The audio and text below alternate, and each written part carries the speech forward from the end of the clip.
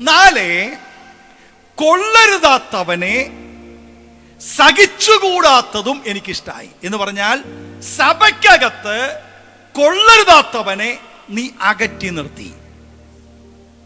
കൊള്ളരുതാത്തവനെ അകറ്റി നിർത്തി. ഞാൻ ഒരു വാക്കുകൂടി പറയാം. സഭയിൽ വരുന്ന എല്ലാവരും ദൈവം അയച്ചിട്ട് വരുന്നവരൊന്നുമില്ല. ഒറിജിനൽ പിശാചും സഭയിൽ വരും, സത്യമായിട്ടും വരും.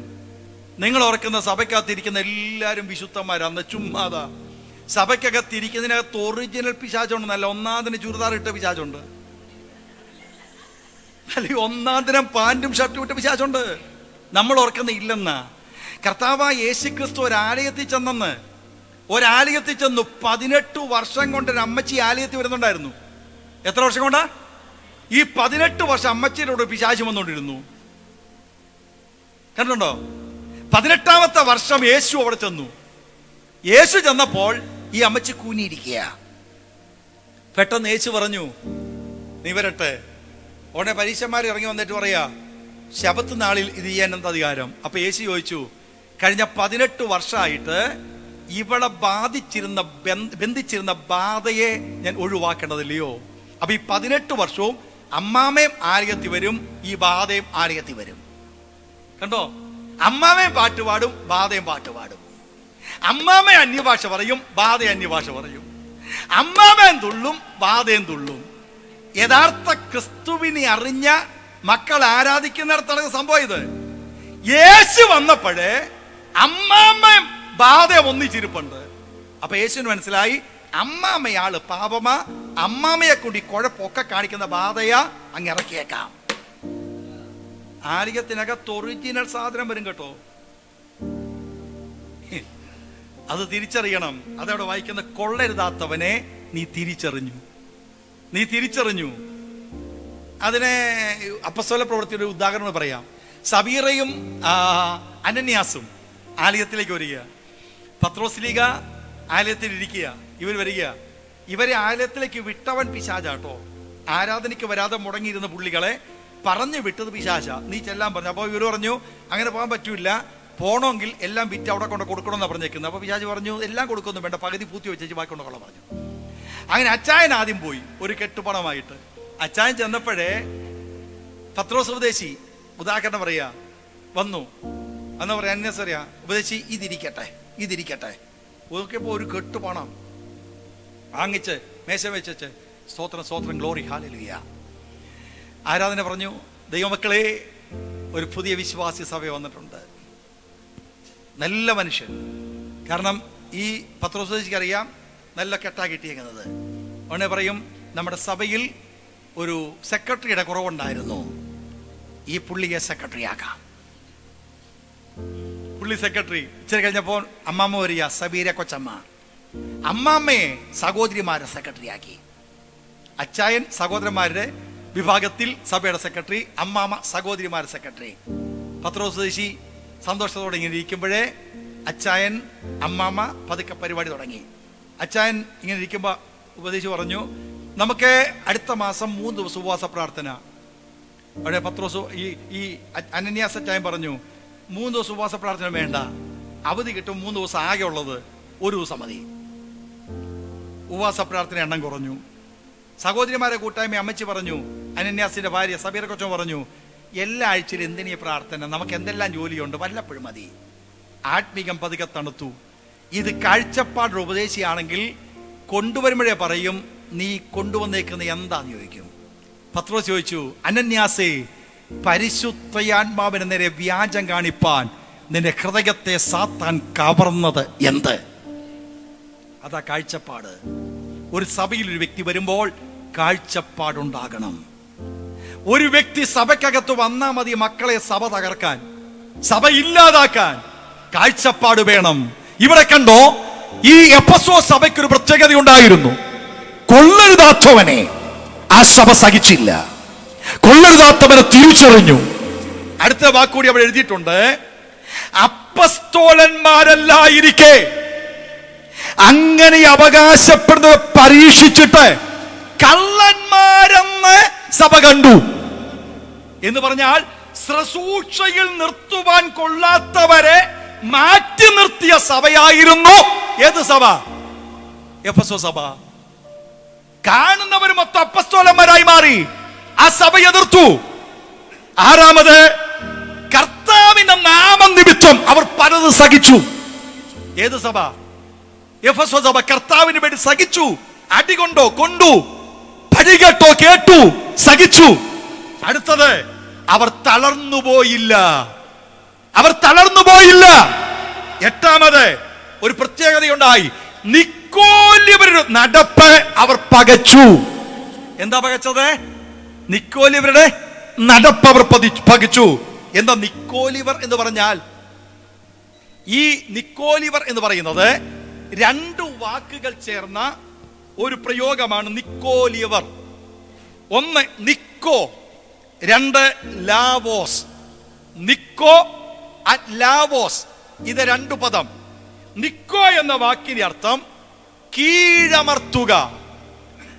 നിക്കോ എന്ന വാക്കിന്റെ അർത്ഥം എന്താണ്? കീഴമർത്തുക, കീഴമർത്തുക. ലാവോസ് എന്ന വാക്കിന്റെ അർത്ഥം ജനങ്ങൾ. ലാവോസ്, ജനങ്ങൾ.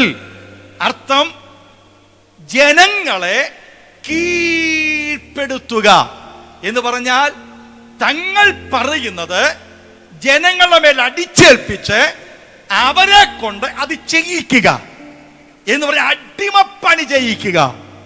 ഈ വിധത്തിൽപ്പെട്ട ഒരു ഉപദേശമായിരുന്നു നിക്കോലിയവർ. ആ നിക്കോലിയ ഉപദേശത്തെ ഇവരെന്ത് ചെയ്തു? എതിർത്തു. അവർ പറഞ്ഞു, സഭയ്ക്കകത്ത് അടിമയില്ല, അവന്റെ അകത്ത് ഉടമയില്ല, ഒരേ ഒരു കൂട്ടർ മാത്രം, ക്രിസ്തുവിൽ നാം ഒന്നേ. ഓ ഹല്ലേലൂയ. ഞാനൊരു വാക്കുകൂടി പറയാട്ടോ. ദൈവസഭയ്ക്കകത്ത് കറുത്തവനില്ല, വെളുത്തവനില്ല.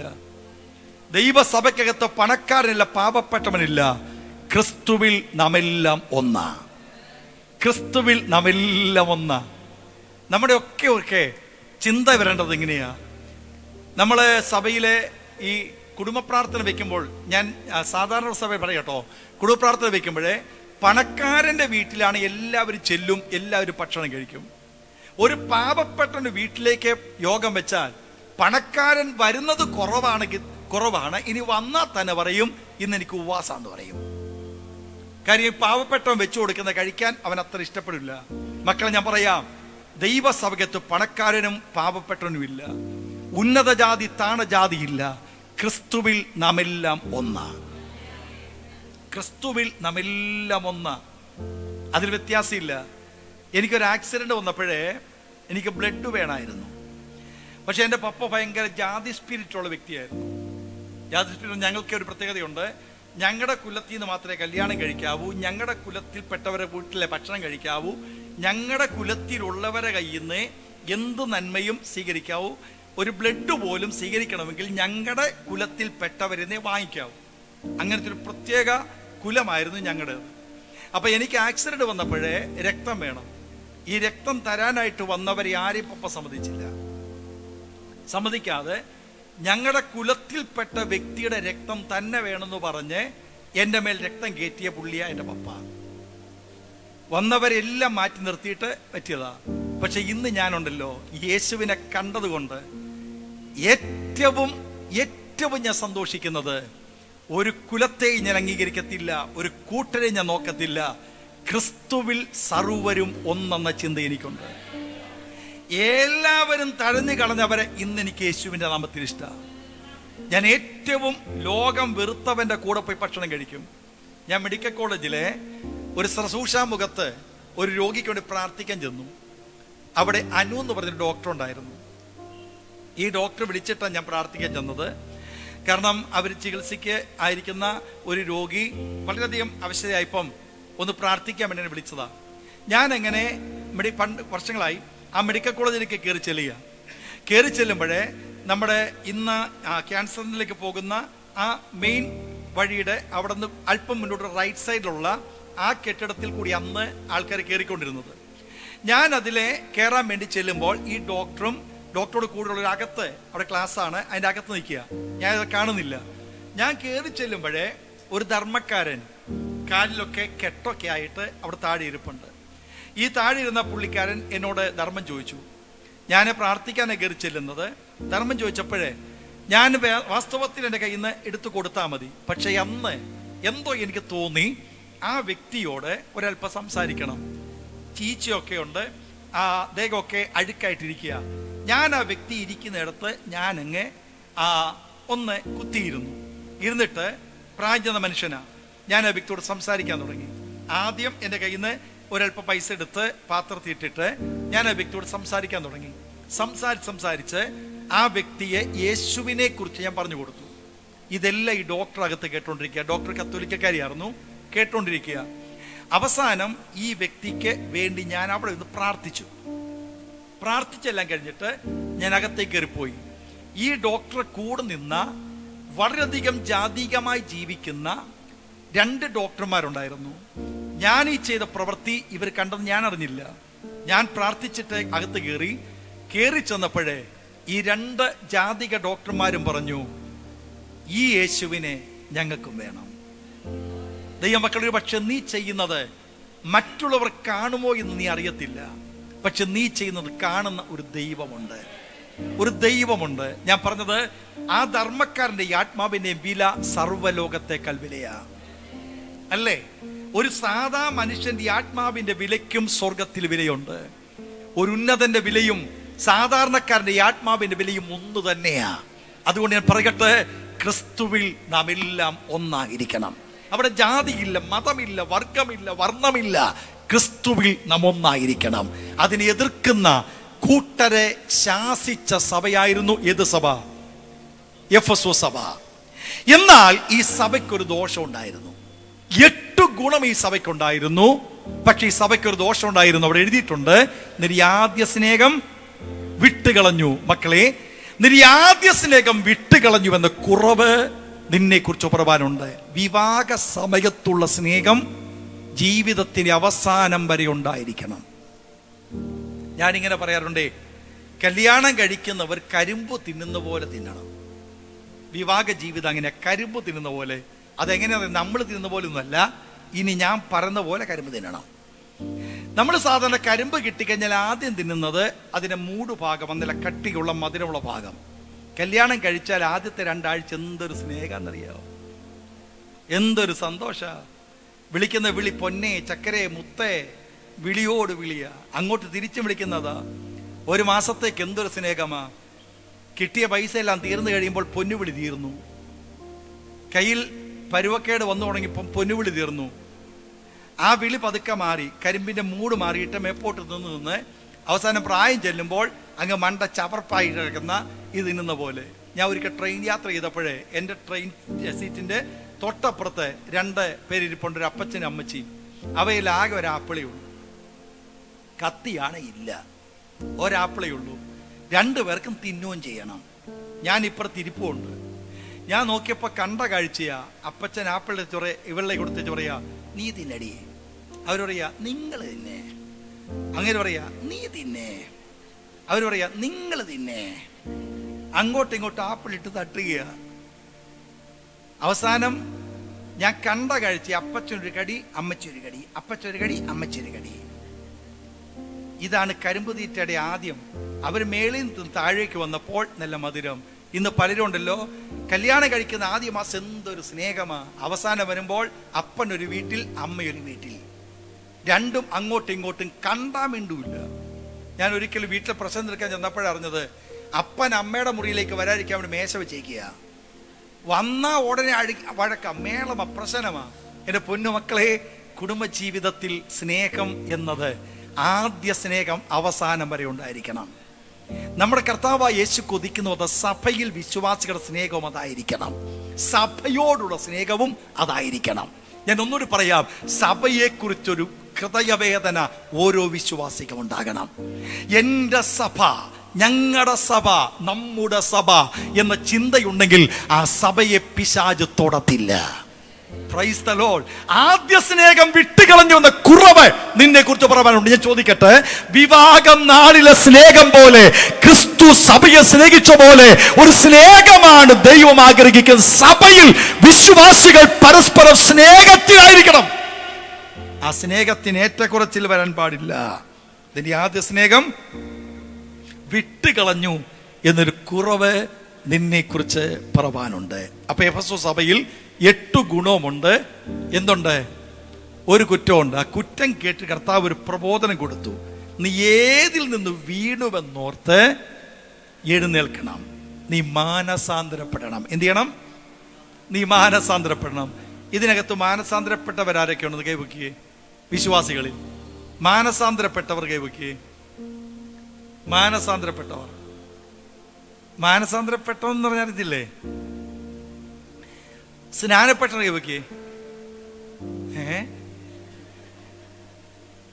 മാനസാന്തരപ്പെടാതെ സ്നാനപ്പെടാൻ പറ്റൂല. മാനസാന്തരപ്പെട്ടവരെ സ്നാനപ്പെടാൻ പറ്റുള്ളൂ.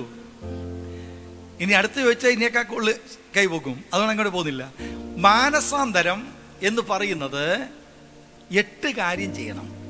മാനസാന്തരത്തിന് 8 കാര്യം ചെയ്യണം. 4 കാര്യം നമ്മൾ ചെയ്യണം. 4 കാര്യം നമുക്ക് വേണ്ടി ദൈവം ചെയ്യണം. അങ്ങനെ 4 കാര്യം നാം ചെയ്ത് കഴിയുമ്പോൾ ദൈവം നോക്കും ഈ 4 കാര്യം അവർ ചെയ്ത് ശരിയോ. ആ 4 കാര്യത്തിന് താഴെ ദൈവം 4 കാര്യം ചെയ്യും. ഈ 4 8 കാര്യം കഴിയുമ്പോൾ അവന്റെ പേര് മാനസാന്തരപ്പെട്ടവൻ. എന്താ ഈ 8 കാര്യം? 1, നാം ചെയ്യേണ്ട 4 കാര്യം: പശ്ചാത്തപിക്കുക. 2, മാപ്പെരന്ന് ക്ഷമ പറയുക. 3, ഉപേക്ഷിക്കുക. 4, സ്വീകരിക്കുക. ഒന്നുകൂടി ക്ലിയർ ആക്കാം. പശ്ചാത്തപിക്കുക. എന്താ പശ്ചാത്തപിക്കേണ്ടത്? ഈ ലോകത്തിൽ ഏറ്റവും വലിയ വേദന ഏതാണെന്നറിയാമോ? ഈ ലോകത്തിൽ ഏറ്റവും, ഞാൻ അനുഭവിച്ചിട്ടില്ല, അനുഭവിച്ചവർ ഇരിപ്പുണ്ട്, പ്രസവ വേദനയാ. ഈ ലോകത്തിൽ ഏറ്റവും വലിയ വേദന ഒരു കുഞ്ഞിന് ജന്മം കൊടുക്കുമ്പോൾ ഉള്ള വേദനയാ, പ്രസവ വേദന. ഒരു വ്യക്തി മാനസാന്തരപ്പെടുമ്പോൾ പ്രസവ വേദനയേക്കാൾ വേദന അനുഭവിക്കണം. എന്ന് പറഞ്ഞാൽ ഒരു കുഞ്ഞിന് ജന്മം കൊടുക്കുമ്പോൾ ഒരമ്മ അലറിക്കരയുന്നതിനേക്കാൾ, തകർന്നു കരയുന്നതിനേക്കാൾ, വേദനയിൽ പുളയുന്നതിനേക്കാൾ പാപങ്ങളെ ഓർത്ത് പൊട്ടിക്കരയണം. അതാണ് മാനസാന്തരത്തിൽ 1, പശ്ചാത്താപം. കണ്ണുകൊണ്ട് കാണാൻ പാടില്ലാത്ത കണ്ടതോർത്ത്, ചെവി കൊണ്ട് കേൾക്കാൻ പാടില്ലാതെ കേട്ടതോർത്ത്, നാവ് കൊണ്ട് പറയാൻ പാടില്ല പറഞ്ഞതോർത്ത്, കൈകൊണ്ട് പ്രവർത്തിക്കാൻ പാടില്ല പ്രവർത്തിച്ചതോർത്ത്, കാലുകൊണ്ട് നടക്കാൻ പാടില്ലാത്ത വഴിയിൽ നടന്നതോർത്ത്, കിടക്കാൻ പാടില്ലാത്ത സ്ഥലത്ത് കിടന്നതോർത്ത്, ഇരിക്കാൻ പാടില്ലാത്ത സ്ഥലത്ത് ഇരുന്നതോർത്ത്, ഇതൊക്കെ ഓർത്തുകൊണ്ട് പൊട്ടിക്കരയണം. പൊട്ടിക്കരയണം, പശ്ചാത്തപിക്കണം, നിലവിളിക്കണം. 2, ഈ പാപബോധം ഒന്ന് പൊട്ടിക്കരയപ്പെട്ട വിഷയങ്ങൾ എണ്ണി കർത്താവിനോട് പറഞ്ഞ് ക്ഷമ ചോദിക്കണം. Praise the lord, praise the lord. 3, ആ ക്ഷമ ചോദിച്ച മുഴുവൻ വിഷയത്തെയും എന്നേക്കുമായി ഉപേക്ഷിക്കണം. Hallelujah, hallelujah. എന്താ ഉപേക്ഷിക്കാന്ന് പറഞ്ഞാൽ? 2 പ്രയോഗം ബൈബിളിൽ കൊടുത്തിട്ടുണ്ട്: ഊരുക, ഉരിയുക. ഞാൻ ഇവിടെ പറഞ്ഞോന്ന് എനിക്ക് കഴിഞ്ഞ ദിവസം വന്നോ പറഞ്ഞോന്ന് എനിക്ക് അറിഞ്ഞുകൂടാ. ഊരുക, ഉരിയുക, ഇത് 2 പ്രത്യേകതയാ. നമുക്ക് ഊരാൻ ഭയങ്കര ഇഷ്ടമാ, ഒരു ഗുണവും ഇല്ല. ഊരിയിട്ട് ഒരു ഗുണവും ഇല്ല. ഉരിയണം. ഞാൻ ഈ ഷർട്ട് മീറ്റിംഗ് കഴിഞ്ഞ് വീട്ടിൽ ചെല്ലുമ്പോൾ ഊരും. ഈ ഷർട്ട് ഞാൻ ഊരിക്കഴിഞ്ഞാൽ ഇതിനെ ഹാങ്കറെ തൂക്കിയിടും, എടുത്ത് കഴുകും, വീണ്ടും ഹാങ്കറെ തൂക്കിയിടും. ഈ ഷർട്ടിനോട് ഞാൻ പറയും, എടാ ഷർട്ട് നിന്നെ ഞാൻ ഇനി ഇടൂടാ. ഷർട്ട് എന്നോട് പറയും, ജെയിംസ് പോളെ നിന്റെ ദേഹത്ത് ഇനി ഞാൻ കയറിയിരിക്കോടാ. അപ്പൊ ഊരിയാൽ വീണ്ടും ഇടാം, ഊരിയാൽ വീണ്ടും ഇടാം. ചില പറയത്തില്ലേ, എന്റെ പഴയ സ്വഭാവം, നീ എന്റെ പഴയ സ്വഭാവം എടുപ്പിക്കരുത്. ഒരു കടിയും ഒരു ഇതും എന്റെ പഴയ സ്വഭാവം എടുപ്പിക്കരുത്. ഊരിയാൽ പഴയ സ്വഭാവം വേണ്ടപ്പം ഇടും. ഉരിഞ്ഞാലോ പറ്റില്ല. നിങ്ങൾ കോഴിയെ ഡ്രസ് ചെയ്ത് മേടിച്ചിട്ടുണ്ടോ? ഉടുപ്പും ചട്ടിയില്ല, കോഴിയെ കഴിക്കാൻ വേണ്ടിയിട്ട് കടയിൽ പോയി മേടിക്കാറുണ്ടോ? മേടിക്കുമ്പോഴേ ബംഗാളി അതിനെ കഴുത്തറുത്ത് ഒരു പാത്രത്തിലേക്ക് ഇടും. പെടപ്പ് കഴിയുമ്പോൾ എടുക്കും, എടുത്തിട്ട് 2 വരി ഉള്ള തൊലിയെല്ലാം കൂടി ഇളകിങ് പോരും, ഇല്ലേ? തൊലിയെല്ലാം കൂടി ഇളകിങ് പോരും. ഈ ഇളകിപ്പോന്ന തൊലി പിന്നെ ആ ദേഹത്ത് തിരിച്ചിടാൻ പറ്റുമോ? പറ്റില്ല. നിന്റെ പഴയ മനുഷ്യനെ ഊരരുത്. എന്ത് ചെയ്യണം? ഉരിയണം, ഉരിയണം. കോപത്തെ ഊരരുത്, ഉരിയണം. വൈരാഗ്യത്തെ ഊരരുത്, എന്ത് ചെയ്യണം? ഉരിയണം. നിന്റെ സ്വഭാവങ്ങളിൽ കൊള്ളരുതാത്ത സ്വഭാവത്തെ ഊരരുത്, എന്ത് ചെയ്യണം? ഉരിയണം. മുറുക്കാൻ ചവയ ഊരരുത്, ഉരിയണം. പൊടിവലി ഊരരുത്, ഉരിയണം. അടി ഊരരുത്, ഉരിയണം. എന്ന് പറഞ്ഞാൽ ഇന്ന് മാറ്റിയത് ഇനി എനിക്ക് വേണ്ട. Price the lord, praise the Lord. കോപം, ക്രോധം, ഈർഷ്യ, പക, പിണക്ക, ജാരസംഘ, മദ്യപാന, വെറിക്കുത്തായ പഴയ മനുഷ്യന്റെ സ്വഭാവത്തെ ഊരരുത്, ഉരിയണം. തമിഴ് ഇങ്ങനെ പറഞ്ഞ അന്തവാക്കിങ്ങനെ പറഞ്ഞേ, നിന്റെ പഴയ മനുഷ്യനെ ഉരിയണം എന്ന് പറഞ്ഞ വാക്കിനെ കളയുന്നു പോട്ടെ, കളയുന്നു പോട്ടെ എന്ന് പറഞ്ഞ ഇനി നിനക്ക് അത് അണിയാൻ പറ്റില്ല. നിന്റെ ദേഹത്തിന് കയറാൻ പാടില്ല. ഏത് കോപം, ഏത് ക്രോധം, ഈർഷ്യ, പക, പിണക്കം, ഇതൊന്നും ദൈവമക്കൾക്ക് പാടില്ല. അതിനെ ഉപേക്ഷിക്കണം. ഒന്ന്, പശ്ചാത്തപിക്കണം. രണ്ട്, തെറ്റുകൾ ഏറ്റുപറഞ്ഞ് മാപ്പരക്കണം. മൂന്ന്, ആ മാപ്പരക്കപ്പെട്ട വിഷയം ഉപേക്ഷിക്കണം. നാല്, ഉപേക്ഷിച്ച ഭാഗത്തേക്ക് ഒരാളെ സ്വീകരിക്കണം. ആരെയാ? യേശുവിനെ കർത്താവായി രക്ഷകനായി സ്വീകരിക്കണം. അപ്പൊ പശ്ചാത്തപിച്ച് മാപ്പ് പറഞ്ഞ് ഉപേക്ഷിച്ച് യേശുവിനെ സ്വീകരിക്കണം. ഈ 4 കാര്യം ആര് ചെയ്യണം? നമ്മൾ ചെയ്യണം. ഈ 4 കാര്യം നമ്മൾ ചെയ്ത് കഴിയുമ്പോൾ നമുക്ക് വേണ്ടി ദൈവം 4 കാര്യം ചെയ്യും. ഒന്ന്, നമ്മുടെ പേരവൻ ജീവന്റെ പുസ്തകത്തിൽ എഴുതും. ഓ ഹല്ലേലൂയ. നമ്മുടെ പേര് എവിടെ എഴുതും? അത് 20-ാം അധ്യായത്തിലേക്ക് വരാൻ പറ്റിയാൽ ജീവപുസ്തകം ഞാൻ പഠിപ്പിക്കാം. അവിടെ വായിക്കുമ്പോൾ നിന്റെ പേര് എവിടെ എഴുതുന്ന? ജീവപുസ്തകത്തിൽ. 2, ജീവപുസ്തകത്തിൽ പേരെഴുതിയവനെ അവൻ തന്റെ മക്കളാക്കി മാറ്റും. ഓ ഹല്ലേലൂയ. നമ്മളെ ആരാക്കി മാറ്റും? മക്കൾ. ബൈബിൾ വായിക്കുന്നു, മക്കളെങ്കിലോ നാം എന്താണ്? അവകാശി. ഇവിടെ ഞാൻ ഒരു ദൂതൂടി തരാം.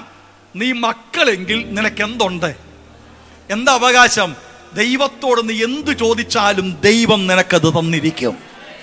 ചോദിക്കുന്നതിലും നനയ്ക്കുന്നതിലും അത്യന്തപരമായി, ഓ പ്രൈസ് ദി ലോർഡ്, ചോദിച്ചതിലും നനച്ചതിലും അത്യന്തപരമായി. നീ 1 ചോദിച്ചാൽ 2 തരുന്നവൻ, നീ 2 ചോദിച്ചാൽ 4 തരുന്നവൻ, അമർത്തി കുലുക്കി കവിയും വണ്ണം നിന്നെ നിറച്ചു തരുന്നവൻ.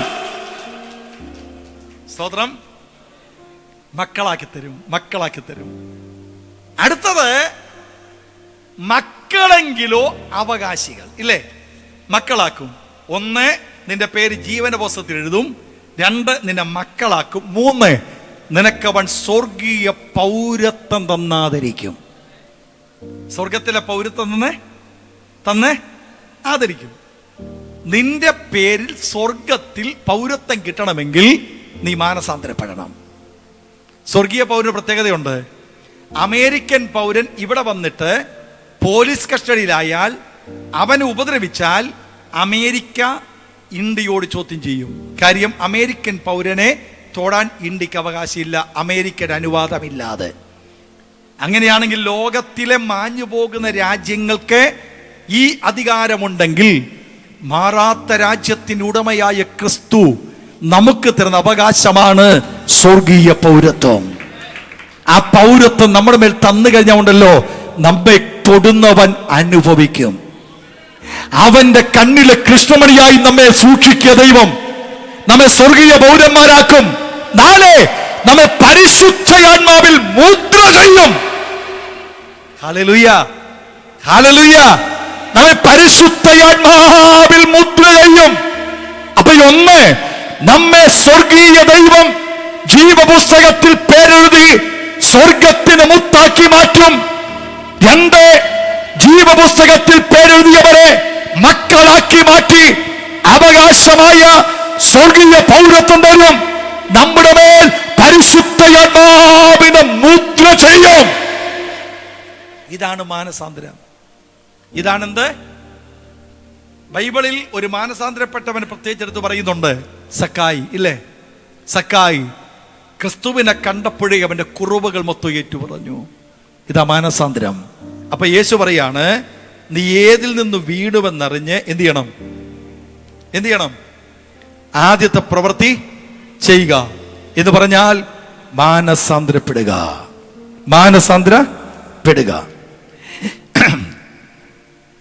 അങ്ങനെ മാനസാന്തരപ്പെട്ടാൽ നിനക്ക് ലഭിക്കുന്ന 4 പ്രത്യേകതയും അവിടെ കൊടുത്തിട്ടുണ്ട്. ഞാൻ പറയുന്നേ ഉള്ളൂ. 1, ജീവവൃക്ഷത്തിന്റെ ഫലം നിനക്ക് എന്ത് ചെയ്യും?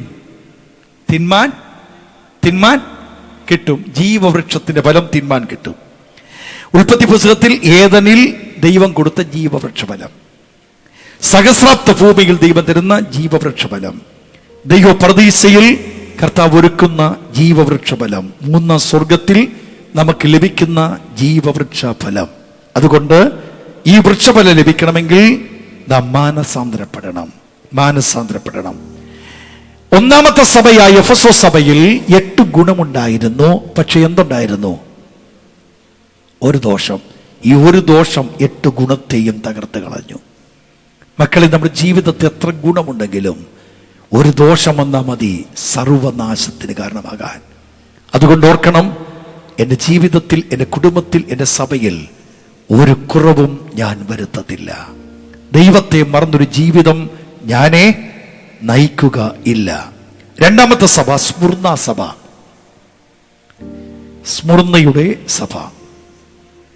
സ്മുർന്ന എന്ന വാക്കിന്റെ അർത്ഥം കയ്പ് എന്ന. കയ്പ്. 2 അർത്ഥമാണ് ഈ സ്മുർന്ന എന്ന വാക്കിന് ബൈബിൾ കൊടുത്തേക്കുന്നത്.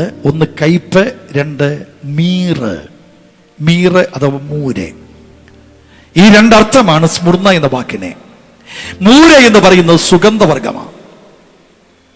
ഈ പട്ടണം അഥവാ സ്മുർന്ന സഭ സ്ഥിതി ചെയ്യുന്ന പട്ടണം സുഗന്ധവർഗങ്ങളുടെ ഒരു അനുഗ്രഹീതമായ പട്ടണമാണ്. ഈ പട്ടണത്തിൽ സുഗന്ധദ്രവ്യങ്ങളുടെ ഒരു ബിസിനസ് വളരെ ശക്തമായി നിലനിന്നിരുന്നു. എന്ന് പറഞ്ഞാൽ ഏറ്റവും കൂടുതൽ സുഗന്ധവർഗം കയറ്റി അയക്കുന്ന ഒരു പട്ടണമായിരുന്നു സ്മുർന്ന പട്ടണം. ഈ പട്ടണത്തിലെ മൂര് എന്ന് പറയുന്ന സുഗന്ധദ്രവ്യത്തിന് വളരെയധികം വിലയുണ്ടായിരുന്നു. അങ്ങനെ സമ്പൽ സമൃദ്ധിയുള്ള ഒരു പട്ടണമായിരുന്നു ഈ സ്മുർന്ന എന്ന പട്ടണം. പക്ഷെ ഈ പട്ടണത്തിൽ ആരംഭിച്ചൊരു സഭയുണ്ടായിരുന്നു, സ്മുർന്ന സഭ. ഈ സഭയിൽ വളരെ വ്യത്യസ്തമായ ചില സ്വഭാവം ഉണ്ടായിരുന്നു. ഒന്ന് വായിക്കാം, 2-ാം അധ്യായം 8 മുതൽ ഒന്ന് വായിച്ചേ. 2-ാം അധ്യായം 8 മുതൽ. ആ ആ ആ ആ ആ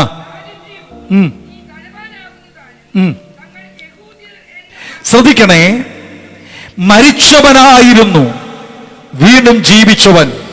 യേശുക്രിസ്തു മരിച്ചവനായിരുന്നുവെന്നും ആ മരിച്ചവനായിരുന്നുവെന്ന ആഴപ്രയോഗം പറഞ്ഞിട്ട് പറയാണ്, എന്നും ജീവിക്കുന്നവൻ, ആദ്യനും അന്ത്യനും ആയവൻ. എന്നിട്ട് ഈ സഭയുടെ 2 പ്രശംസ പറയുക. ആ പ്രശംസ ഇങ്ങനെയാണ്: കഷ്ടതയുടെ നടുവിലും ആത്മീക സമ്പന്നരായിരുന്നു നിങ്ങൾ. സഭയിൽ കഷ്ടതയുണ്ടായി, പക്ഷെ ആത്മീക സമ്പന്നരായിരുന്നു നിങ്ങൾ. രണ്ടാമത് പറയും, ദാരിദ്ര്യത്തിലും ആത്മീക സമ്പന്നരായിരുന്നു. ഈ ദാരിദ്ര്യം എന്ന പ്രയോഗത്തിന് മൂലഭാഷയെ കൊടുത്തിരിക്കുന്ന വാക്ക് പെനിയോ എന്ന വാക്കാ. ഈ പെനിയോ എന്ന വാക്കിന്റെ അർത്ഥം 2 വണ്ടികൾക്കിടയിൽ ചതഞ്ഞെറിയുന്ന സ്ഥിതി. മുൻപിൽ ഒരു വണ്ടി, പിറകിൽ ഒരു വണ്ടി. ഈ 2 വണ്ടിക്കിടയിൽ അകപ്പെട്ടൊരു മനുഷ്യൻ. വണ്ടികൾ തമ്മിൽ ചേരുമ്പോൾ നടുവിൽ ഞെരിഞ്ഞമരുന്ന അവസ്ഥ. അത് ദാരിദ്ര്യം എന്ന വാക്കിനെ ബൈബിളിൽ കൊടുത്തിരിക്കുന്ന ഈ ആശയം. അത്രയ്ക്കും ഞെരിഞ്ഞ, തകർന്ന, സാമ്പത്തികമായി ദാരിദ്ര്യത്തിലായ സഭയായിരുന്നു സ്മുർന്ന സഭ.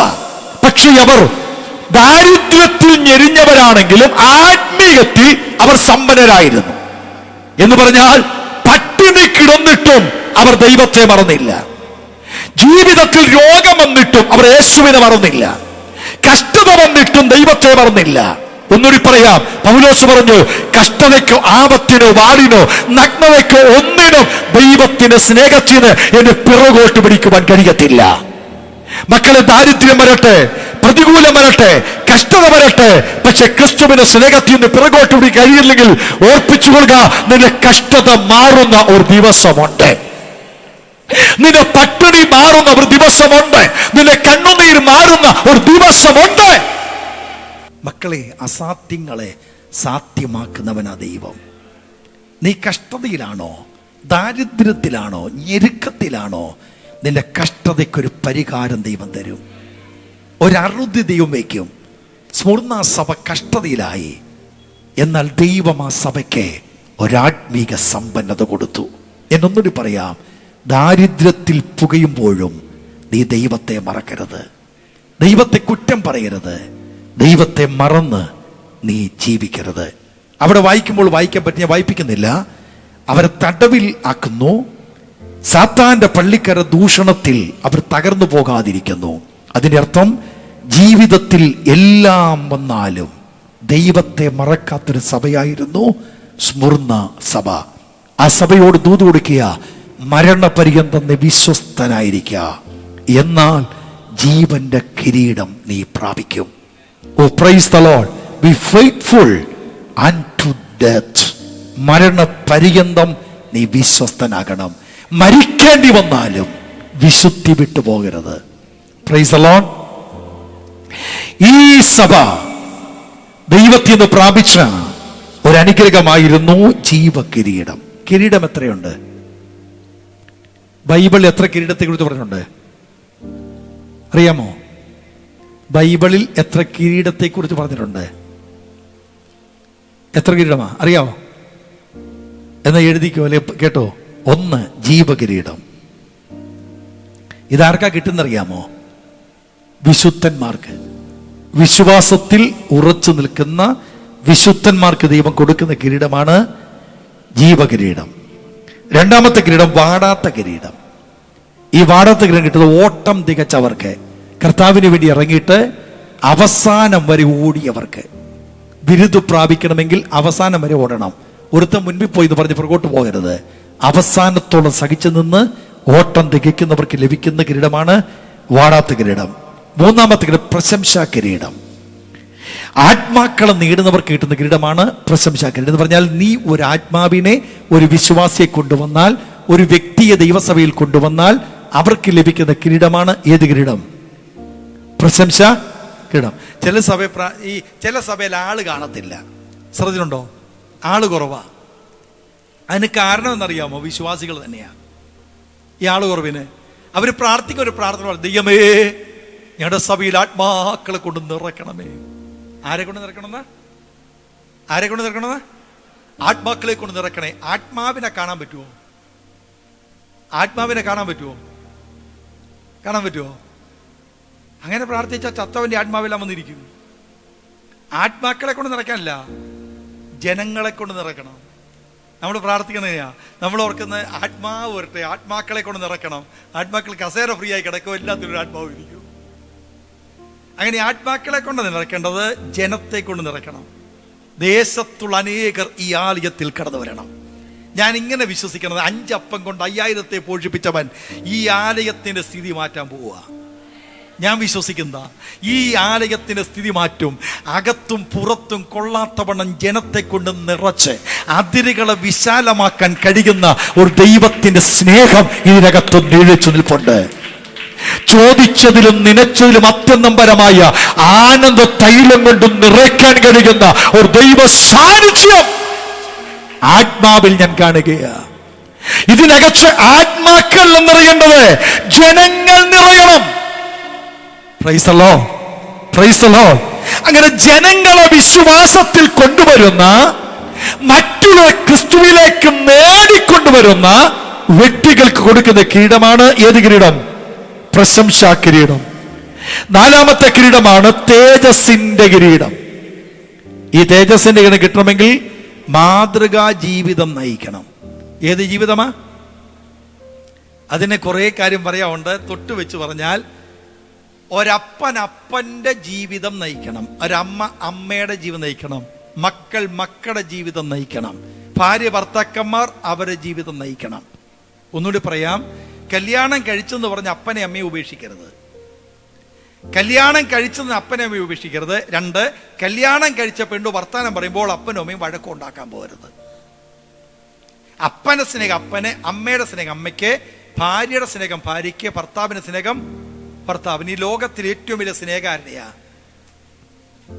ഈ ലോകത്തിലെ ദൈവസ്നേഹമല്ല, ഈ ലോകത്തിലെ ഏറ്റവും വലിയ സ്നേഹം ഏതാ? ആരുടെ സ്നേഹ? അമ്മയുടെ സ്നേഹം. ഒരമ്മ തന്റെ കുഞ്ഞിനെ മറക്കുമോ? അമ്മയുടെ സ്നേഹം. ഏറ്റവും വലിയ കരുതൽ ആരുടെയാ? അപ്പന്റെ. അപ്പൻ മക്കളെ കരുതുന്ന കരുതൽ. ഈ ലോകത്തിൽ ഏറ്റവും വലിയ പിരിയ ബന്ധം ഏതാണെന്നറിയാമോ? പിരിയാബന്ധം. പിരിയാൻ പറ്റാത്ത ബന്ധം കുടുംബജീവിതത്തിലെ ബന്ധമാണ്, ഭാര്യ ഭർത്തൃബന്ധമാണ്. അതുകൊണ്ട് ബൈബിൾ പറഞ്ഞ അതുകൊണ്ട് അവൻ അപ്പനെയും അമ്മയും വിട്ട്. അതിന്റെ കാരണം കൂടി അറിയാമോ? ആദാമിനെ സൃഷ്ടിച്ചിട്ട് ആരെ സൃഷ്ടിച്ചു? ഹൗവായെ. ആദാമിനെ സൃഷ്ടിച്ചപ്പോൾ ദൈവം ആദാം മാത്രമേ ഉള്ളേ. പക്ഷെ ഉൽപ്പത്തി 1 പറഞ്ഞ വാക്കുണ്ട്, അവൻ അവർക്ക് എന്തോ പേരിട്ടു. വായിച്ചിട്ടുണ്ടോ? അവൻ അവർക്ക് ആദാമെന്ന്. അപ്പൊ ആദാമിനെ മാത്രമേ സൃഷ്ടിച്ചുള്ളൂ, പക്ഷെ ദൈവം പറയാ അവർക്ക് ആദാമെന്ന് പേരിട്ടു. നിങ്ങൾ വായിച്ചിട്ടുണ്ടോ? വാക്യം വായിച്ചിട്ടുണ്ടോ? ഉണ്ടോ? അവൻ അവർക്ക് ആദാമെന്ന് പേരിട്ടു. അപ്പം അവനിൽ ആളുണ്ടായിരുന്നു, അവളുണ്ടായിരുന്നു, അവനിൽ അവളുണ്ടായിരുന്നു. ഇതറിയാത്തവരാണ് വാട്സാപ്പിൽ കൂടി അവളെ കണ്ടുപിടിക്കാൻ പോകുന്നത്. ഇതറിയാത്തവരാണ് ഇൻസ്റ്റഗ്രാമിൽ കൂടി അവളെ കണ്ടുപിടിക്കാൻ പോകുന്നത്. ദൈവം അവനെ സൃഷ്ടിച്ചപ്പോൾ തന്നെ അവന്റെ അകത്ത് വേണ്ടവളെ ഉണ്ടാക്കി വെച്ചിട്ടുണ്ട്. അത് കൊല്ലത്താകാം, കൊച്ചിയിലാകാം, കോവളത്താകാം. വരേണ്ട സമയത്ത് ഇങ്ങ് വന്നോളൂ. നീ തേടിപ്പോകണ്ട. ആദാം തേടിപ്പോയി. അകത്തിരിക്കുന്ന പുള്ളിക്കാരത്തെ തിരിച്ചറിയാൻ വയ്യാതെ ആദാം തേടിപ്പോയി. എവിടെ പോയത്?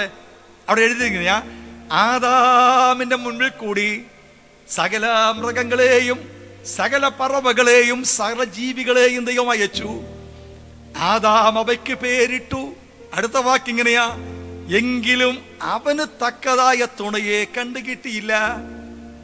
അതിനർത്ഥം ഈ മുൻപിൽ കൂടി പോകുന്ന സാധനങ്ങളെ പേരിട്ടോണ്ടിരിക്കുമ്പോ പുള്ളി നോക്കിയ ഇതിലേതാ എന്റേത്, ഇതിലേതാ എന്റേത്, ഇതിലേതാ എന്റേത്.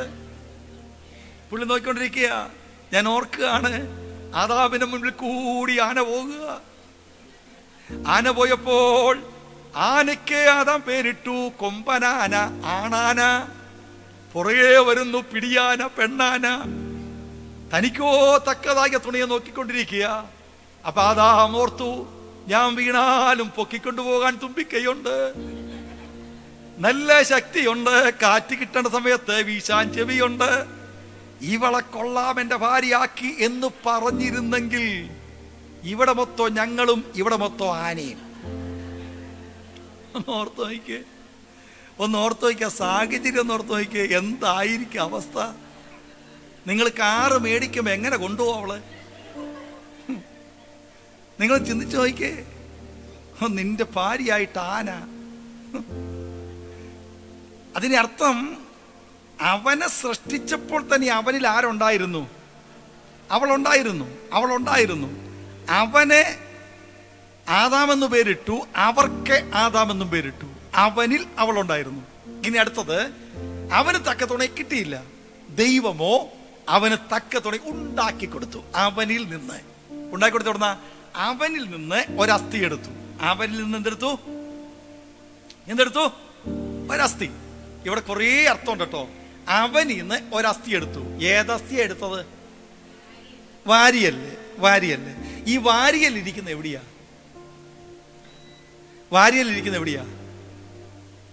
എവിടെയാ? ഈ ഭാഗത്തെ കവർ ചെയ്തല്ലേ? നിങ്ങൾ വേണേ വീട്ടിൽ പോയിട്ട് ഭർത്താവിന്റെ ഇത്രയും ഭാഗം കീറണം, തൊലിയും മാംസവും കൂടി അങ്ങ് ഇളക്കണം. ഇളക്കിയ ചെണ്ണി നോക്കണേ, ഇവിടെ ഉള്ളതിനേക്കാൾ ഇവിടെ ഒരെണ്ണം കുറവാ. സത്യമായിട്ട് അത് വേണ്ട. സംശയം ഉണ്ടെങ്കിൽ ദൈവത്തെ ഓർത്ത് കീറരുത് കേട്ടോ. ഒന്ന് എണ്ണി നോക്കിയാൽ മതി. ഇവിടെ ഒരെണ്ണം കൂടുതലും ഇവിടെ ഒരെണ്ണം കുറവാ. ആ ഒരെണ്ണം നീ ആ ഒരെണ്ണം നീയെ. ഇതിരിക്കുന്നത് ഇവിടെ ഇങ്ങനെയാ, വാരിയല്ലേ ഇവിടെയാ. ഇതിനർത്ഥം കേട്ടോ, ഹൃദയത്തെ പൊതിഞ്ഞാണ് ഏതിരിക്കുന്നത്? വാരിയല്ലിരിക്കുന്നത്. ഹൃദയത്തെ പൊതിഞ്ഞ്. അർത്ഥം, ഭർത്താവിന്റെ ഹൃദയത്തെ പൊതിഞ്ഞിരിക്കേണ്ടവളാണ് ആര്? ആര്? ഭാര്യ. ഒന്നുകൂടി പറയാം, ഭർത്താവിന്റെ ഹൃദയത്തിന് ഇഷ്ടം അറിയേണ്ടവളാണ് ആര്? ഭർത്താവിന് ചൂടുകാപ്പി വേണോ, ചൂടുചായ വേണോ, പാൽച്ചായ വേണോ എന്ന് അയൽവക്കത്തെ സുശീലയല്ല അറിയേണ്ടത്. നീ അറിയണം. നീ അറിയണം. ഭർത്താവിന്റെ ഇഷ്ടം നീ അറിയണം. നീ അറിയണം. ഭർത്താവിന്റെ ഹൃദയത്തോട് ചേർന്നിരിക്കേണ്ടവളാ നീ. മനസ്സിലായോ? മനസ്സിലായോ? 2, ഈ ഹൃദയത്തോട് ചേർന്ന് ആരിയിരിക്കുന്നത്? വാരിയല്ലേ. ഇതിൽ രണ്ടാമത്തെ അർത്ഥം, ഭർത്താവ് തന്റെ ഹൃദയത്തെ സ്നേഹിക്കുന്ന പോലെ ആരെ സ്നേഹിക്കണം? ഭർത്താവ് തന്റെ ഹൃദയത്തെ സ്നേഹിക്കുന്ന ആരെ സ്നേഹിക്കണം? നമ്മുടെ നെഞ്ചിന് വേദന വരുമ്പോൾ അങ്ങനെ വരട്ടാ, നിനക്കത് വരണം. നമ്മൾ ആരെങ്കിലും പറയോ? നെഞ്ചത്ത് വേദന അറിയാതെ കൈവച്ചിട്ട് അയ്യോ എന്ന് പറയും. ഭാര്യക്കൊരു വിഷയം വന്നാൽ നിന്റെ നെഞ്ച് നോവുന്ന പോലെ നോവണം. നീ കരയണം. നിന്റെ കൂടെ നീ കരയണം.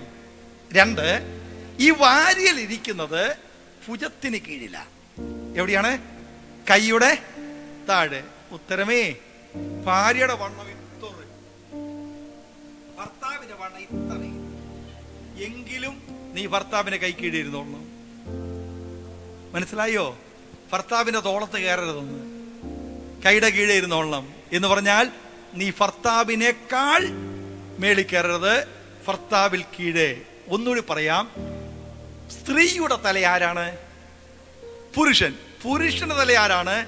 ക്രിസ്തു. ക്രിസ്തുവിന്റെ തല ആരാണ്? ദൈവം. അതേസമയത്ത് പുരുഷന്റെ തല സ്ത്രീയും സ്ത്രീയുടെ തല ക്രിസ്തു എന്ന് പറഞ്ഞിട്ടുണ്ടോ? ഇല്ല. അപ്പൊ ക്രിസ്തുവിന് താഴെ പുരുഷൻ, പുരുഷന് താഴെ ആര്? സ്ത്രീയെ. അതിനർത്ഥം ഒരു ഭർത്താവിന് ഭാര്യ കീഴ്പ്പെടണം. ഭർത്താവിന് ഭാര്യ, നിങ്ങൾ എന്നെ അടിച്ചു കൊല്ലരുത്, ഭർത്താവിന് ഭാര്യ കീഴ്പ്പെടണം. അടുത്തത്, വാരിയലിരിക്കുന്നത് കൈക്കീഴിയാന്ന് പറഞ്ഞ് ഞെരുക്കി അവളെ ബുദ്ധിമുട്ടിക്കരുത്. അവളെ ബുദ്ധിമുട്ടിക്കരുത്. പകരം ഈ കൈ കാണിക്കുന്നത് സംരക്ഷണയാ. ഒരു ഭാര്യയുടെ ഏറ്റവും വലിയ കൊതി എന്താണെന്നറിയാമോ?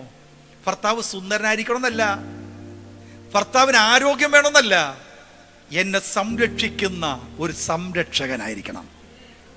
ചില സ്ത്രീകൾ പറഞ്ഞിട്ടില്ലേ, ഭർത്താവ് കിടപ്പിലായിരിക്കും. അവൾ പറയും, ജീവനോടെ കിടന്നാ മതി, എൻ്റെ ഭർത്താവ് ഉണ്ടെന്നൊന്ന് അറിഞ്ഞാ മതി. അതൊരു ബലമാ. ഒരു ഭർത്താവിൽ നിന്ന് ഭാര്യ കൊതിക്കുന്നത് പണമല്ല, സാരിയും ചുരിദാറും ഒന്നും മേടിച്ചു കൊടുക്കുന്നല്ല, ഉത്തരവാദിത്വമുള്ള ഭർത്താവ് എന്ന ബോധമാ. ഉത്തരവാദിത്വമുള്ള ഭർത്താവ് എന്ന ബോധം അത് വേണം. അതായി കൈ കാണിക്കുന്നത്. കൈ കീഴിൽ ഭാര്യ, കൈ ഒരു സംരക്ഷണയെ കാണിക്കുന്നു. ഇനി ഈ വാരിയല്ലെടുക്കാതെ വേറെ ഏതേലും എടുക്കാത്ത എന്താ? കാലത്തെടുത്തായിരുന്നെങ്കിൽ ഭർത്താവ് എപ്പോഴും തൊഴി കിട്ടിയേനെ. കാരണം അനുസരിക്കത്തില്ല, അംഗീകരിക്കത്തില്ല. നമ്മുടെ ഡയാന രാജകുമാരിയുടെ കല്യാണ സമയത്ത് അച്ഛനോട് പറഞ്ഞെങ്ങനെയാ, ഉഭയസമ്മതം ചൊല്ലുമ്പോൾ കീഴ്പ്പെടുക എന്നൊരു വാക്കുണ്ട്, പറയരുത്. ഞാൻ കീഴ്പ്പെടില്ല. അവൾ കീഴ്പ്പെട്ടുമില്ല, ആ ചൊല്ലി കൊടുത്തുമില്ല. അവൾ ഈ ലോകത്തിൽ നിന്ന് മാറ്റപ്പെട്ടു. ഭാര്യമാർ ഭർത്താക്കന്മാർക്ക് കീഴ്പ്പെടണം, കീഴ്പ്പെട്ടിരിക്കണം. അത് പ്രത്യേകിച്ച് ദൈവമക്കൾ ഓർക്കണം. Price the Lord. അപ്പോൾ മാതൃകയുള്ള, ഞാൻ ഓർപ്പിച്ചത്, പ്രശംസാ കിരീടം ആത്മാക്കളെ നേടുന്നവർക്ക് കൊടുക്കുന്നു. അടുത്ത കിരീടമാണ് മാതൃകയുള്ള ജീവിതം നയിക്കുന്നവർക്ക് കിട്ടുന്ന തേജസിന്റെ കിരീടം. മാതൃകയുള്ള ജീവിതം, അത് ഞാൻ ഓർപ്പിച്ചത്. ഭർത്താവിന്റെ മാതൃക ഭർത്താവ് പ്രയോജനപ്പെടുത്തണം, കടമ പ്രയോജനപ്പെടുത്തണം, മക്കളുടെ കടമ മക്കൾ പ്രയോജനപ്പെടുത്തണം. ഒരിക്കൽ പോലും ആ കടമ വിട്ട് ജീവിക്കരുത്. ഭർത്താവ് ആരെന്നും ഭാര്യ ആരും തിരിച്ചറിയണം. ഞാൻ ഒന്നുകൂടി പറയാം, എൻ്റെ ഭാര്യ എന്നോട് 100% വിശ്വസ്തയായിരിക്കണം. ഞാൻ എൻ്റെ ഭാര്യയോട് 100% വിശ്വസ്തനായിരിക്കണം. അങ്ങനെയുണ്ടെങ്കിൽ ആ കുടുംബത്തിൽ പിശാചു വരത്തില്ല. Price the Lord. അതാ ദൈവം പറഞ്ഞത്, അവരെ വാരിയലിൽ ഒന്നെടുത്ത് സ്ത്രീ ഉണ്ടാക്കി. അതുകൊണ്ടാണ് അവർ തമ്മിൽ എപ്പോഴും ഒന്നായിരിക്കുന്നത്. ഇവന്റെ അകത്തുള്ളതാ അവള്, ഇവർ തമ്മിൽ ഒട്ടത്തുള്ളൂ. അതാ ബൈബിൾ. അതുകൊണ്ട് അവൻ അപ്പനെ അമ്മയും വിട്ടുപിരിഞ്ഞ ഭാര്യയോടെ, കാര്യം ഇത് പറ്റിച്ചേർന്നിരിക്കേണ്ടതായതുകൊണ്ടാണ്. അതുകൊണ്ട് നിങ്ങൾക്ക് ഒരുമിച്ച് ജീവിക്കണം, ഒരുമിച്ച് കഴിയണം. പിണങ്ങിയാൽ പോലും സൂര്യൻ അസ്തമിക്കോടെ ഇരിക്കരുത്. ഭാര്യ ഭർത്താവ് കൂടി പിണങ്ങിയാൽ പോലും, ഇതിനകത്ത് ഡൈവോഴ്സ് ചെയ്ത് ആരെങ്കിലും ഉണ്ടെങ്കിൽ ഒക്കുമെങ്കിൽ അത് പെട്ടെന്ന് കേസ് പിൻവലിച്ചിട്ട് ദൈവമേ ഞങ്ങൾ ഒന്നിപ്പിക്കണത് പ്രാർത്ഥിക്കണം. അപ്പൊ നിങ്ങൾ പറയുക, എൻ്റെ പൊന്ന് ചേട്ടാ, എൻ്റെ പൊന്ന് പാസ്റ്റർ, അങ്ങനെ പറയരുത്, അങ്ങനെ വന്നാൽ എൻ്റെ ജീവിതത്തിൽ മൊത്തം കട്ടപ്പുകയാവുമെന്ന്. നിങ്ങൾക്കറിയാമോ, ഈ ലോകത്തിൽ ഏറ്റവും വലിയ ദുഷ്ടനായ ഒരു മനുഷ്യനായിരുന്നു ഗോർബച്ചോവ്. ഭയങ്കര ദുഷ്ടനായിരുന്നു. മാർക്സിസ്റ്റ് പ്രസ്ഥാനത്തിനു വേണ്ടി ജീവിതം ഒഴിഞ്ഞവനാ. ഒരു ക്രൈസ്തവ കുടുംബത്തിൽ ജനിച്ചെങ്കിലും ഗോർബച്ചോവ് ദൈവത്തെ ഇല്ലാത്ത ജീവിച്ചവനാ. ആ മനുഷ്യൻ കല്യാണാലോചനയായി. അവന്റെ മാതാപിതാക്കൾ കല്യാണം ആലോചിച്ചു. ഈ ആലോചിച്ച് വന്നപ്പോഴേ ഒരു പെൺകുട്ടിയെ കണ്ടു. ആ പെൺകുട്ടി ദൈവത്തെ അറിഞ്ഞ കൊച്ചായിരുന്നു. ഈ പെൺകൊച്ചിന്റെ കല്യാണം ആലോചിച്ചപ്പോൾ ഈ ഗോർബച്ചോവ് പറഞ്ഞൊരു വാക്കിങ്ങനെയാ, ഞാൻ നിന്നെ കല്യാണം കഴിക്കാം, പക്ഷെ ഒറ്റ വ്യവസ്ഥ, എൻ്റെ അനുവാദമില്ലാതെ നീ പ്രാർത്ഥിക്കാൻ പോകരുത്. എനിക്ക് പൂർണ്ണമായി സമ്മതിച്ച് നീ ജീവിക്കണം. ഞാൻ അറിയാതെ നീ യേശുവിനെ വിളിക്കാൻ പോകരുത്. അവൾ പറഞ്ഞില്ല, ഞാൻ പോകത്തില്ല. കല്യാണം കഴിഞ്ഞു. ഇവൾ പ്രാർത്ഥിക്കാൻ പോകുന്നില്ല, ആരാധനയ്ക്ക് പോകുന്നില്ല. ഈ മനുഷ്യൻ രാഷ്ട്രീയമായി നടക്കുക. ഈ മനുഷ്യൻ തിരിച്ചു വരുമ്പോൾ ഒരു കാഴ്ച കാണുന്നു. തൻ്റെ കിടക്കയിൽ നനവ്, തൻ്റെ കിടക്കയുടെ തലയിണയിൽ നനഞ്ഞിരിക്കുക. സംശയങ്ങൾ പലതായി. ഒരു ദിവസം ഭാര്യ അറിയാതെ ഇദ്ദേഹം വീട്ടിൽ ഇടസമയത്ത് കയറി വന്നപ്പോൾ അകത്ത് മുറിക്ക് വാതിലടച്ചേച്ച് എണ്ണിപ്പറക്കി സംസാരം. ഇദ്ദേഹത്തിന് സംശയമായി. ഞാൻ ഇല്ലാത്തപ്പോൾ ഏതോ മനുഷ്യൻ എൻ്റെ ഭാര്യയുമായി ജീവിതം പങ്കിടാൻ വന്നേക്കുക. സംശയം വർദ്ധിച്ചു. ഈ മനുഷ്യൻ അവളെ കൊല്ലണമെന്ന ചിന്തയോടുകൂടെ വാതിൽ തുറന്നു. അകത്തേക്ക് കയറിയപ്പോൾ കണ്ട കാഴ്ച, ഈ മനുഷ്യൻ കിടക്കുന്ന കിടക്കയിൽ മുട്ടുകുത്തി തലയിലേക്ക് തലയും താത്തി വെച്ച് പൊട്ടിക്കരഞ്ഞ് പ്രാർത്ഥിക്കുക. ആ പ്രാർത്ഥിക്കുമ്പോൾ ദൈവമേ, ഞാൻ അങ്ങേ ആരാധിക്കുന്ന കുഞ്ഞ്, എന്റെ ഭർത്താവിന് ഇഷ്ടമല്ല ഞാൻ ആരാധിക്കാൻ പോകുന്നത്. എന്റെ യേശുവിനെ ഞാൻ കണ്ടു, എന്റെ ഭർത്താവ് കൂടി കാണാൻ ദൈവം കൃപ ചെയ്യണമേ, ഞങ്ങൾക്ക് ഒരുമിച്ച് ആരാധിപ്പാൻ സഹായിക്കണമേ. ആ മനുഷ്യന് വേണ്ടി ഈ ഭാര്യ കരയുക. ഇവന്റെ കണ്ണുകൾ നിറയാൻ തുടങ്ങി. ഇവന്റെ കണ്ണിൽ നിന്ന് കണ്ണുനീരി സഹോദരിയുടെ കാലേ വീണു. അവൾ നനവ് കണ്ട് ചാടി എഴുന്നേറ്റപ്പോൾ ഭർത്താവ് നിൽക്കുക. ഇവൾ പേടിച്ചു വിറച്ചപ്പോൾ ഗോർബച്ചോവ് അവളെ കെട്ടിപ്പിടിച്ചു പറഞ്ഞു, നിന്റെ കർത്താവിനെ എനിക്കും വേണം. യേശുവിനെ അറിയാത്ത ഗോർബച്ചോവ് യേശുവിനെ അറിഞ്ഞത് പ്രസംഗം കേട്ടല്ല, കൺവെൻഷന് പോയല്ല, ബൈബിൾ ക്ലാസ്സിൽ സംബന്ധിച്ചല്ല, തന്റെ ഭാര്യയുടെ നിലവിളിച്ചുള്ള പ്രാർത്ഥന നിമിത്തമാ.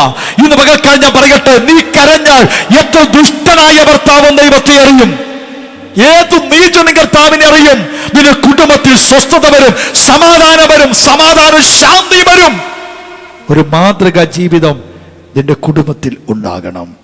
അഞ്ചാമത്തെ കിരീടം നീതിയുടെ കിരീടമാണ്. ഈ നീതിയുടെ കിരീടം ആർക്കാ കിട്ടുന്നറിയാമോ?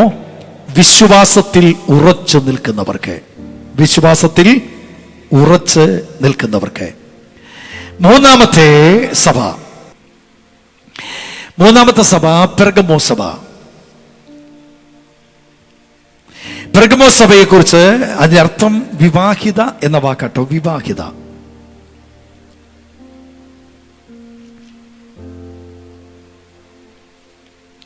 ഈ പട്ടണം വിഗ്രഹാരാധനകൾ നിറയപ്പെട്ട പട്ടണമാണ്. ഈ പട്ടണത്തിൽ വളരെയധികം ദുരാചാരങ്ങൾ നിറഞ്ഞു നിൽപ്പുണ്ടായിരുന്നു. ഈ ദുരാചാരങ്ങൾ നിലനിൽക്കുന്ന പെർഗമോസ് പട്ടണത്തിൽ ആരംഭിച്ച സഭയാണ് പെർഗമോ സഭ. ഈ സഭയ്ക്ക് ചില ഗുണങ്ങൾ ദൈവസഭയുടെ ദൂതായി പറഞ്ഞിട്ടുണ്ട്. ഒന്ന്, കഠിനമായ സ്ഥലത്താണ് ഈ സഭ പാർക്കുന്നത്. എന്ന് പറഞ്ഞാൽ സ്വാതന്ത്ര്യമില്ലാത്ത സ്ഥലത്ത്, സാത്താന്റെ സിംഹാസനമുള്ള സ്ഥലത്ത് പാർക്കുന്ന സഭ. അതാ ഞാൻ മുമ്പേ പറഞ്ഞത്, ഏത് സ്ഥലത്തും ദൈവമക്കൾക്ക് താമസിക്കാം. ഒരു ബാധയും നിന്റെ കൂടാരത്തിനെ അടുക്കത്തില്ല. ഈ കഴിഞ്ഞ ദിവസം ഒരാൾ എന്നെ വിളിച്ചു പറഞ്ഞു, പാസ്റ്ററേ, എൻ്റെ വീട് ഒരമ്പലത്തോട് ചേർന്ന ഭയങ്കര പോരാട്ട. ഞാൻ പറഞ്ഞ, സഹോദരി, നീ അവിടെ പാർത്താ മതി, ആ പോരാട്ടം അവിടുന്ന് പോകും. നീയല്ല അവിടുന്ന് പോകേണ്ടത്, ആ പോരാട്ടം അവിടുന്ന് പോകണം. ഞാനിപ്പോൾ താമസിക്കുന്നത് ക്രൈസ്തവർ ഒന്നുമില്ലാത്തൊരു സ്ഥലത്താണ്, മൊത്തം മുസ്ലിംസാ. പോത്തൻകോട് എന്ന സ്ഥലത്താണ് ഞാൻ താമസിക്കുന്നത്. ടൗണിൽ തന്നെയാണ്. പോത്തങ്കോട് ടൗൺ എന്ന് പറഞ്ഞാൽ മുസ്ലിങ്ങളുടെ കോട്ടയാണ്. പക്ഷെ ഞാൻ താമസിക്കുന്ന സ്ഥലത്തുണ്ടല്ലോ, എന്തൊരു സന്തോഷം എന്നറിയാമോ, എന്തൊരു സന്തോഷം. ശ്രീകാര്യത്ത് എനിക്ക് എൻ്റെ മമ്മി താമസിക്കുന്ന ശ്രീകാര്യത്താണ്. ശ്രീകാര്യത്ത് മമ്മി താമസിക്കുന്നതിന് തൊട്ടടുത്ത് ഒരു കുടുംബം ഉണ്ടായിരുന്നു. ആ കുടുംബക്കാരെ വല്ലാത്ത ഈ ആരാധനയും ആത്മീയ അന്തരീക്ഷമൊക്കെ വലിയ എതിർക്കുന്നവരാ. അപ്പം മമ്മി പലപ്പോഴും പറഞ്ഞു, മോനെ നമുക്ക് ഒരു കാര്യം ചെയ്യാം, ഇത് വിറ്റേച്ച് വേറൊരു സ്ഥലത്ത് പോയി വീട് മേടിക്കാം. ഞാൻ പറഞ്ഞു, മമ്മി ഇവിടം വിറ്റേച്ചല്ല നമ്മൾ പോകേണ്ടത്, അതുകൂടി പോകേണ്ട സാഹചര്യം നീ ഒരുക്കും. കുറേ കഴിഞ്ഞിട്ട് അവര് വന്ന് ചോദിക്കുക, ഈ സ്ഥലം ഞങ്ങൾ കൊടുക്കാൻ പോവുക, വേണമെന്ന്. അപ്പം നമ്മൾ അവിടുന്ന് പോയിരുന്നെങ്കിൽ നമ്മൾ പരാജയപ്പെട്ടേനെ. നമ്മെ ഓടിക്കാൻ നിന്നവർ അവിടുന്ന് പോയി. നമ്മൾ പലപ്പോഴും ഓർക്കുന്നത് അവിടെ താമസിച്ചാൽ കുഴപ്പമാ, ഇവിടെ എൻ്റെ മക്കളെ ഈ ഭൂമിയിൽ എവിടെ താമസിച്ചാലും കുഴപ്പമേ ഉള്ളൂ. പക്ഷെ നീ കാല് കുത്തുമ്പോൾ നിന്റെ കൂടെ ദൈവമുണ്ട്, നിന്റെ കൂടെ ദൈവമുണ്ട്. ഒരു ദുഷ്ടശക്തിക്ക് നിന്നെ തൊടാൻ പറ്റൂല, സത്യമായിട്ടും പറ്റൂല. ഞാൻ ബാലരാമപുരത്ത് പ്രസംഗിക്കാൻ പോയപ്പോൾ ആ ദിവസം പ്രസംഗിക്കാൻ വന്ന വ്യക്തിക്ക് ഒരു ദൂത് കൊടുത്തു. അടുത്തൊരു വ്യക്തി മന്ത്രവാദിയായിരുന്നു. പുള്ളി പറഞ്ഞു, ഇവിടെ പ്രസംഗിച്ചാൽ മുഴിപ്പിക്കത്തില്ല, രക്തം ഛർദ്ദിക്കും. ആ മനുഷ്യൻ പ്രസംഗിച്ചു കഴിഞ്ഞു, അദ്ദേഹം പോയി. ഈ വ്യക്തി പിറ്റേ ദിവസം വിളിച്ചിട്ട്, പാസ്റ്ററെ അവിടെ പ്രസംഗിക്കാൻ പോയി. പിറ്റേ ദിവസം ഞാനാ പോകേണ്ടത്. പക്ഷേ പ്രസംഗിക്കാൻ പോകരുത്, എനിക്ക് തല പൊട്ടിയിട്ട് വയ്യ, ഭയങ്കര ബുദ്ധിമുട്ടാണ്. ഞാൻ ചെന്തു പറ്റി, ഒരു മന്ത്രവാദിയുണ്ട്, ഭയങ്കര മന്ത്രവാദം അവിടെ. ഞാൻ പറ്റി കുഴപ്പമില്ല, നമുക്ക് പോകാന്ന് പറഞ്ഞു. ഞാൻ പോയി പ്രസംഗിച്ചു. പോകുന്ന ഈ മന്ത്രവാദിയുടെ മുറ്റത്തൂടെയാ. എന്നെ കണ്ടോണ്ട് ഒരു ചിരി അവൻ ചിരിച്ചു. ഞാൻ മൈൻഡ് ചെയ്തില്ല, ഞാൻ പോയി പ്രസംഗിച്ചു. പിറ്റേ ദിവസം ഞാൻ പ്രസംഗിക്കണം. പിറ്റേ ദിവസം നോക്കിയപ്പോഴേ പ്രസംഗത്തിന്റെ നടുഭാഗമായപ്പോൾ ഒരു വ്യക്തി താങ്ങി പിടിച്ചുകൊണ്ട് കുറെ പേര് വരികയാ. ഈ മന്ത്രവാദി താഴെ വീണു. ഞങ്ങളെ പ്രസംഗിപ്പിക്കാതെ ഓടിക്കാൻ വന്നവൻ വീണു. അവനെ പ്രാർത്ഥിച്ച് പിന്നെ എഴുന്നേൽപ്പിക്കേണ്ട കടമ ദൈവദാസന്മാർക്കായി. നിങ്ങൾക്ക് കോട്ടയം അറിയാമോ? ഇല്ലെങ്കിൽ ഒന്ന് പോണോട്ടോ. കോട്ടയത്ത് ചെന്നാമറ്റം എന്നൊരു സ്ഥലമുണ്ട്, പാമ്പാടി ചെന്നാമറ്റത്ത് കൂരോപ്പടയ്ക്കും ചെന്നാമറ്റത്തിനുമിടയിൽ ഒരു സ്ഥലമുണ്ട്. ആ സ്ഥലം ഒരു വളവ് ഉള്ള ഭാഗമാണ്. പാമ്പാടി മുതൽ കൂരോപ്പട വരെ, അല്ല ചെന്നാമറ്റം ജംഗ്ഷൻ കഴിഞ്ഞാൽ മുന്നോട്ട് പോകുമ്പോൾ ഇടത്തുവശത്ത് ഒരു 3 നില വീടുണ്ട്. എല്ലാ ശനിയാഴ്ചയും സെക്കൻഡ് സാറ്റർഡേയിലും പാമ്പാടി മുതൽ കൂരോപ്പട വരെ ആ സൈഡ് മൊത്തം വണ്ടിയാണ്. ഞാൻ സഭാശ്രസൂക്ഷിയിൽ ആദ്യമായി ചാർജ് എടുക്കുന്നത് ചെന്നാമറ്റം സഭയിലാണ്. ഈ സഭയിൽ ചാർജ് എടുക്കുമ്പോൾ ഈ വീടിൻ്റെ നേരെ ഓപ്പോസിറ്റ് ഒരു വീടിന് റോഡിൻ്റെ ഇപ്പുറത്ത് നമ്മുടെ സഭയിലെ വിശ്വാസി എൻ്റെ പറഞ്ഞു, പാസ്റ്ററെ നമുക്ക് അവിടെ ഒരു 2 ദിവസം മീറ്റിങ്. ഞാൻ പറഞ്ഞു വെക്കാം, 2 ദിവസം മൈക്ക് വെച്ച് മീറ്റിങ്. ഈ മീറ്റിംഗ് വെച്ച് വീണ്ടും നേരെ ഓപ്പോസിറ്റ് 3 നില. ഈ 3 നില വീട് ആരെന്നറിയാമോ? അതാ രസം, യേശു ക്രിസ്തുവിൻ്റെ വീടാ. എന്ന് പറഞ്ഞാൽ അവിടുത്തെ ഒരു സ്ത്രീ ഉണ്ട്, ആ സ്ത്രീയുടെ പേര് യേശു എന്നാണ്. എന്ന് പറഞ്ഞാൽ ഇവിടെ നമ്മുടെ ഈ തിരുവനന്തപുരത്ത് ചാലക്കുടി ലൈനിൽ ഒരപ്പച്ചനും മക്കളുണ്ടായിരുന്നു. അപ്പച്ചൻ മരിച്ചു കഴിഞ്ഞപ്പോൾ അവർ പറഞ്ഞു, ഇത് പിതാവായ ദൈവമാണ് മരിച്ചത്, ഈ ദൈവം ഉയർത്തെഴുന്നേൽക്കും. അങ്ങനെ ദൈവത്തെ 3 ദിവസം വെച്ചുകൊണ്ടിരുന്നു, ഉയർത്തില്ല. അവസാനം നാട്ടുകാരെല്ലാം കൂടി ചേർന്ന് പ്രശ്നമാക്കിയപ്പോൾ മോൾ ഈ അപ്പച്ചൻ്റെ മണ്ടക്കേട്ട് കടന്നേച്ച് പറഞ്ഞു, അപ്പച്ചൻ്റെ ആത്മാവ് എൻ്റെ മേൽ വന്നു, ഞാൻ ക്രിസ്തുവായി മാറി, ഇനി നിങ്ങൾ അടക്കിക്കോ. അങ്ങനെ ഈ മകളുടെ പേര് ശാന്തമ്മ. ഈ ശാന്തമ്മ എന്ന് പറഞ്ഞ മകൾ യേശുവായിട്ട് ഇവിടെ നിന്ന് ഒരൊറ്റ പോയി ചെന്ന് പാമ്പാടി ചെന്നാമറ്റത്ത് ആ വീട്ടിൽ കയറി. ആ വീട്ടിൽ നല്ലൊരു പയ്യൻ കല്യാണം കഴിച്ച് ജീവിക്കായിരുന്നു. അവിടെ പറഞ്ഞു, നീ പരിശുദ്ധാത്മാവാന്ന് പറഞ്ഞു. അവൻ്റെ ഭാര്യ ഉപേക്ഷിച്ചിട്ട് അവൻ പരിശുദ്ധാത്മാവായി, ഇവർ യേശുമായി. അവർക്കൊരു കൂട്ടായ്മയുണ്ട്. ആ കൂട്ടായ്മയുടെ പേര് വിടുതലിൻ ഗ്രൂപ്പ്. നിങ്ങൾ ഇപ്പം ചെന്നാലും കാണാം. ഈ പെണ്ണ് 33 വയസ്സ് അന്ന് പ്രായം. ഈ പെണ്ണ് മുട്ടറ്റമുള്ള പാവാടയിട്ട് ഒരു ഉടുപ്പ് ഇട്ടുകൊണ്ട് ഇങ്ങനെ ഇരിക്കും. ഇവൾ ആരെ കണ്ട് വിടുതൽ എന്ന് പറഞ്ഞു, അവർക്കെല്ലാം വിടുതല. ക്രിസ്ത്യാന്റെ വീട്ടിൽ ക്രിസ്തുവിന്റെ നായകൻ എഴുതിയ പോലെ അവരെ വീട്ടിൽ എഴുതിയേക്കുന്നത് ശാന്തമ്മ ഈ വീടിന്റെ വിളക്കെന്ന. അങ്ങനെ എല്ലാം കോട്ടയം ഭാഗത്ത് ഒത്തിരി ഉണ്ട് അവരെ ഗ്രൂപ്പ്, ഔട്ട് സൈഡിലുണ്ട്. ആ വീട്ടിന്റെ ഓപ്പോസിറ്റ് ഞാൻ പ്രസംഗിക്കേണ്ടത്. ഈ ശാന്തമ്മയെ കുളിപ്പിക്കാനായിട്ട് കുറെ പേരെടുത്തോണ്ട് പോകും. ഇവൾ കുളിപ്പിക്കുമ്പോൾ ഇവൾ കുളിക്കുന്ന വെള്ളം കുപ്പിക്കകത്താക്കും. ഈ വെള്ളമാണ് വിടുതലിൻ ഗ്രൂപ്പായിട്ട് ഇവരെ കൊടുത്തോണ്ടിരിക്കുന്നത്. ഈ വെള്ളത്തിന്റെ പൈസയാ. എൻ്റെ പൊന്ന് ദൈവമേ, എന്തൊരാചാരം എന്നറിയാമോ? ഭയങ്കര ആചാര, ഭയങ്കര ഗ്രൂപ്പായി ഇവർ, ഭയങ്കര കാശുകാരാ, വലിയ പണക്കാരാ വരുന്നത്. അവിടെ പ്രസംഗിക്കാൻ നേരത്ത് ഈ വിടുതലിനമ്മ അഥവാ യേശു അമ്മ ആൾക്കാരെ വിട്ടേച്ച് പറഞ്ഞു, അമ്മയ്ക്ക് സ്വാതന്ത്ര്യം വേണം, സ്വസ്ഥത വേണം, ഇവിടെ പറ്റൂല.